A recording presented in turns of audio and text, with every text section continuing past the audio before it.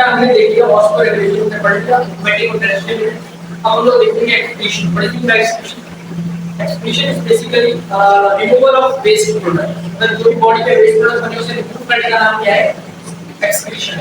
होता है कि ड्यूरिंग मेटाबॉलिज्म हमारी बॉडी में जो नॉर्मल मेटाबॉलिज्म हो रहा होता है, इस मेटाबॉलिज्म के दौरान होता क्या है कि लिविंग ऑर्गेनिज्म जो है वो प्रोटीन्स क्या करते हैं? तोड़ते हैं।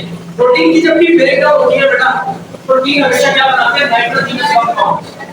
क्या बनाता है? Nitrogenous compounds. Why protein forms nitrogenous compound? Because protein is the only biological molecule that has nitrogen.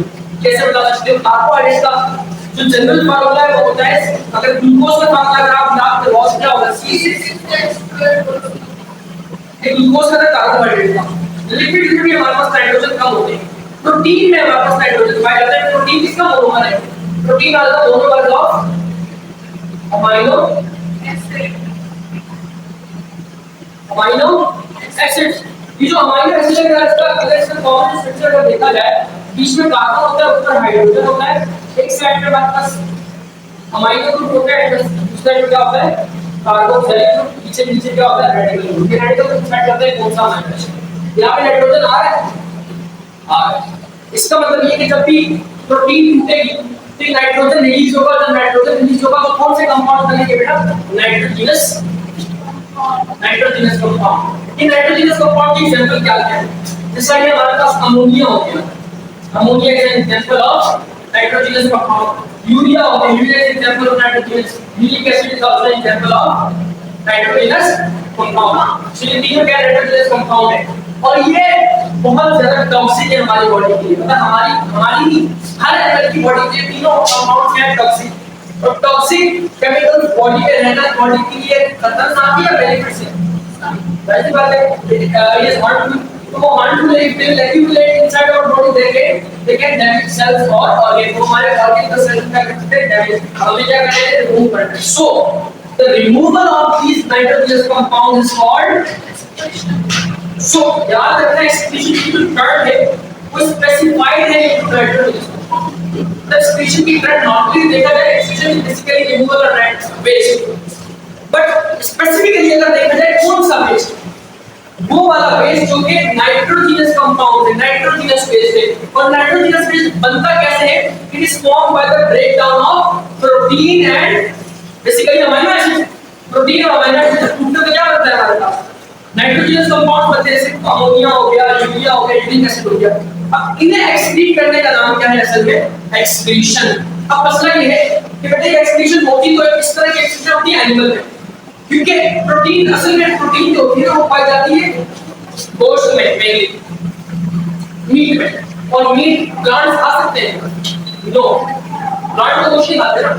इसी तरह से हर्बी गोश्त जो होते हैं वो भी गोश्त नहीं खाते, बट वो प्रोटीन ले सकते हैं। लेकिन प्लांट को प्रोटीन नहीं ले सकता। प्लांट से फोटोसिंथेसिस से जरिए ग्लूकोज सिंथेसाइज कर सकता है, जो प्लांट का मेन फूड है। अब अगर हम एक्सक्रीशन इन प्लांट्स की बात करें, प्लांट में चूंकि नाइट्रोजनस वेस्ट बनेगी, क्यों? क्योंकि प्लांट में प्रोटीन होती नहीं, प्लांट प्रोटीन ले नहीं सकते बाहर से। तो प्लांट में अगर प्रोटीन नहीं होगी तो प्रोटीन टूटेगी नहीं। और जब प्रोटीन टूटेगी तो नाइट्रोजनस कंपाउंड बनेंगे। जब नाइट्रोजनस कंपाउंड बनेंगे तो रिमूव क्यों करेंगे? प्लांट में तो बनेगा ही। प्लांट में क्या होगा? प्लांट में आपको पता है प्लांट में दो ही बेसिक मैकेनिज्म होते हैं, वो बहुत हमने सुने हैं, फोटोसिंथेसिस एंड एक्सक्रीशन। फोटोसिंथेसिस में क्या होता है हमारे पास?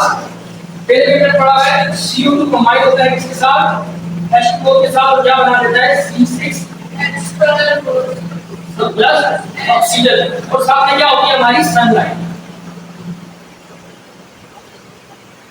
ये हमारे पास क्या है? This is photosynthesis. रेस्पिरेशन क्या होगा इसका? बिल्कुल उल्टा।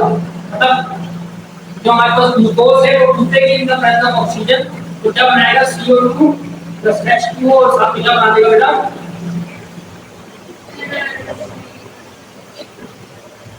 So this is the process of distillation and this is photosynthesis।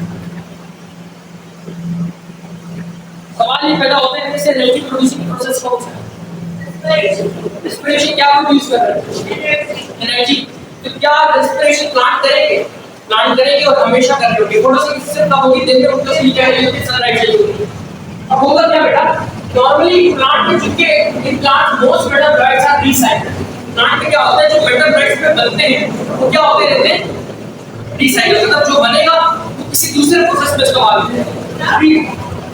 जैसे अगर कोई चीज बनेगी ना प्लांट में, रिसाइकल का मतलब क्या होता है? रिसाइकल यूज होना।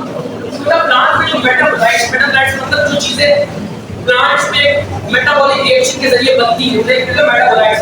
तो मेटाबोलाइट जो प्लांट बॉडी में बनते हैं वो असल में क्या होते रहते हैं, बार-बार इस्तेमाल होते रहते हैं। So there is less amount of excretion in plants. Plant का एक्सक्रीशन कम होती है, क्यों? क्योंकि प्लांट में जो चीज प्लांट बनाता है उसको खुद ही क्या कर लेता है, यूटिलाइज कर लेता है। प्लांट कम एक्सक्रीशन की जरूरत पड़ती है। देखो एग्जांपल क्या है, जैसे कि हमारे पास जो CO2 बनती है, इसमें रेस्पिरेशन में जो CO2 बनती है वो असल में कहां चली जाती है आपके फोटोसिंथेसिस में, और जो आपका इसमें ऑक्सीजन बनती है वो कहां चली जाती है आपके रेस्पिरेशन। इस तरह होता है जो मेटाबोलाइट्स में क्या होते रहते हैं बेटा, रिसाइकल हो रहे हैं। सिर्फ एक वक्त में प्लांट ज्यादा एक्सट्रैक्ट करेगा और रात में, क्योंकि रात के टाइम में फोटोसिंथेसिस नहीं होती, तो जो भी कार्बन डाइऑक्साइड बनेगी वो कहां जाएगी, इन वाटर में चली जाएगी। क्योंकि रेस्पिरेशन तो हर वक्त होती है, बट फोटोसिंथेसिस सिर्फ दिन के टाइम होगी, रात के टाइम नहीं होगी। तो रात के टाइम कार्बन डाइऑक्साइड की यूज नहीं होती, तो कार्बन डाइऑक्साइड बॉडी से निकल जाएगी। इसका मतलब ये कि प्लांट सिर्फ बहुत कम amount of excretion plant perform करते हैं एज कंपेयर टू एनिमल्स। यहां पे मैंने देखा बेटा एक्सक्रीशन क्या होती है और एक्सक्रीशन प्लांट में किस तरह से प्रोसेस चलता है। तो चलो नेक्स्ट क्लास में हम स्टार्ट करेंगे, तो अपना एक्सक्रीशन एनिमल्स। अच्छा, मेटाबोलाइट्स क्या होते हैं, मतलब जो भी हमारी बॉडी में मेटाबॉलिज्म होता है ना, मेटाबॉलिज्म में क्या होता है, मेटाबॉलिज्म क्या होता है, दो प्रोसेस होते हैं मेटाबॉलिज्म में हमारी बॉडी के मेटाबॉलिज्म में। हां बिल्कुल, मेटाबॉलिज्म क्या होता है, मतलब छोटे मॉलिक्यूल का बड़ा मॉलिक्यूल। मेटाबॉलिज्म क्या होता है, बड़े मॉलिक्यूल का टूटकर छोटे मॉलिक्यूल बनाते हैं। तो मेटाबॉलिज्म का होता है कि ये जो मेटाबोलाइट बन रहे हैं ना एंड प्रोडक्ट, जैसे मैंने आपको बोला भाई जो हमारे पास कैटाबॉलिज्म होता है उसमें क्या होता है, बड़ा मॉलिक्यूल टूटता है इसमें छोटे मॉलिक्यूल, तो जो छोटे मॉलिक्यूल बने उसको आप क्या कहोगे, मेटाबोलाइट। क्या कहोगे, मेटाबोलाइट्स वो होते हैं जो मेटाबॉलिक रिएक्शन के जरिए बने। जैसे यहाँ पे मेटाबोलाइट क्या है, यहाँ पे और metabolite is carbon dioxide and H2O। तो ये कार्बन डाइऑक्साइड H2O बना, ये क्या हो गया, दोबारा रिसाइकल हो गया। वही बात यहाँ पे लिखी है, most metabolites are recycled, so there is less amount of excretion. Metabolites में जहाँ पे चूंकि मैंने पर्टिकुलर प्रोसेस का नाम लिया, यहाँ पे इसके अलावा कोई भी प्रोसेस नहीं है। नेक्स्ट क्लास में चला मैं एक्सक्रीशन एनिमल्स पर।